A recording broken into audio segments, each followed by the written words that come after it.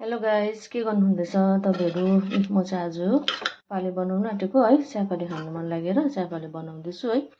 चिकनलाई चाहिँ म पहिला यसरी अलिकति फ्राई गर्छु हल्का है, किनभने चाहिँ मलाई त्यो काँचै चिकन हाल्नु चाहिँ फिलिङ्स हाल्नु चाहिँ अलिक कुनै कस्तो कस्तो लाग्छ नि त। त्यसले गर्दाखेरि चाहिँ यहाँ म चाहिँ हल्का यहाँनिर फ्राई गर्छु है। अनि यहाँनिर चाहिँ छ मेरो सुप है, सुप बनिँदैछ मजाले उम्लिँदैछ। यसमा चाहिँ गाजर बिट पनि हालिदिएको छु है, चिकनको हड्डीहरू है, अनि गाजर बिट पनि हालिदिएको छु मजाले। चिकनको सुप पनि उम्लिँदैछ यहाँनिर है। यहाँ चाहिँ रेडी हुँदैछ, लु रेडी भयो है। अब चाहिँ म यसलाई बनाउँछु, ल हेर्दै गर्नुहोस् है गाइस।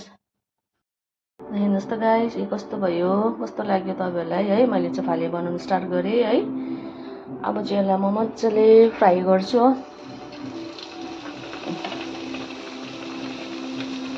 यसमा चाहिँ मजाले फ्राई गर्छु हो। अन्तखेरि चाहिँ हुन्छ ल, तपाईँहरूले पनि के बनाउनु भयो कमेन्ट गरेर भन्नुहोस् होला। अनि फाले कसलाई मनपर्छ त्यो पनि कमेन्ट गर्नुहोस् होला है गाइस। ल अहिले सबै बनाएर चाहिँ तपाईँहरूसँग भेट्छु है फेरि, हुन्छ।